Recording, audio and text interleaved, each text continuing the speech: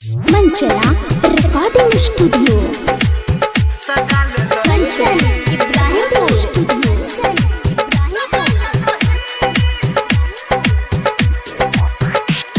हंसा के कना देला दिल दुखा देला तोरा सिला देबोगे करे शादी हिलले आजादी ही तोरा भुला देबोगे।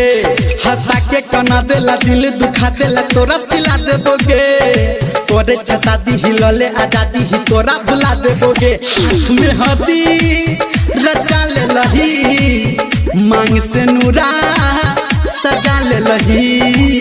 हाथ में हदी रचा ले लही मांग से नूरा सजा ले लही। डीजे दयानंद दिलदार सरस्वती स्थान कठरा डी टोल। मोहब्बत हमर तू नहीं निभेला देला तू हमारा गम। हाथ छोड़ा के जा तू जान द के हमरा जखम। मोहब्बत हमर तू नहीं निभेला देला के बड़का गम।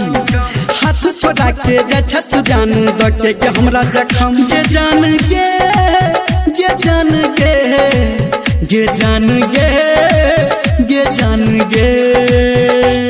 हंसा के कना देला दिल दुखा देला कित के लही गे करे शादी हिल के आजादी तू दोसर के भेलही गे। हाथ में हदी रचा ले लही मांग से नूरा सजा ले लही। हाथ में हदी रचा ले लही मांग से नूरा सजा ले लही। कंचन इब्राहिमपुर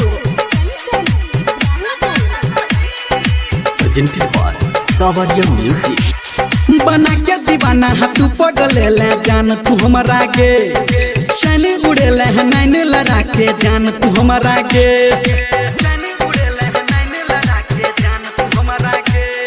बना के दीवाना हाथू पगले ले जान तू हमारा गे। चैन उड़ेले है नैन लड़ा के जान तू हमारा गे। ये जान गे ये जान गे ये जान गे ये जान गे। हंसा के कना दिल ही दिल दुखा दिल ही तू के लही गे करे शादी हिलले आजादी तू दोसर के भेलही गे। हाथ में हदी रचा ले लही मांग से नूरा सजा ले लही। हाथ में हदी रचा ले लही मांग से नूरा सजा ले लही। presented by Savaria Music।